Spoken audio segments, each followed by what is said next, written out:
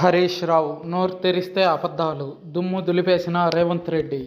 Assembly మాజీ అసెంబ్లీలో మాజీ మంత్రి హరీష్ రావుపై మండిపడ్డారు తెలంగాణ సీఎం రేవంత్ రెడ్డి.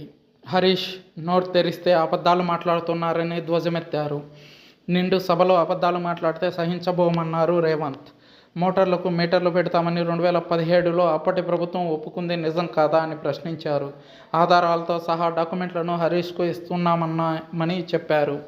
అబద్ధాలను రికార్డుల నుంచి తొలగించుకుంటే కొత్త సభ్యులు నిజం అనుకుంటారని అన్నారు రేవంత్. బీఆర్ఎస్ నేతలు ప్రజల్ని మభ్యపెట్టాలని చూస్తున్నారని మండిపడ్డారు సీఎం రేవంత్. సభలో సభ్యులు తప్పు మాట్లాడితే సరిదిద్దాల్సిన బాధ్యత తనపై ఉందన్నారు రేవంత్. ప్రతిపక్షానికి తగిన సమయం ఇచ్చామన్నారు. తెలంగాణలో law and order దెబ్బతిందన్నారు Harish Rao. 8 నెలల్లో 1,00,000కు పైగా కేసులు నమోదయ్యాయని చెప్పారు.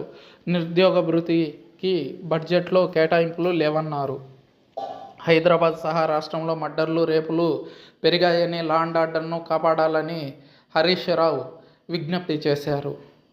అయితే దీనికి సమాధానం చెప్తూ రేవంత్ రెడ్డి, మీ హయాంలో జరిగిన దుర్మార్గాలు, దౌర్జన్యాలు ఇప్పుడు జరగడం లేదని హరీష్ రావు హాఫ్ నాలెడ్జ్తో కాకుండా, హాఫ్ ఇన్ఫర్మేషన్తో కాకుండా వాస్తవాలు తెలుసుకుని మాట్లాడాలని, తెలంగాణ సమాజం ఎంతో చైతన్యంతో కూడిన సమాజమని, హరీష్ అబద్ధాలకు కాలం చెల్లిందని, నిన్ను నీ మామని ఇంటికే పరిమితం చేశారు ప్రజలు, కనీసం ప్రతిపక్ష హోదా ఇచ్చారు, దాన్ని నిలబెట్టుకోవాల్సిన బాధ్యత మీ పైనుంది, దిగజారి ప్రవర్తించొద్దని క్లాస్ పీకాడు సీఎం రేవంత్.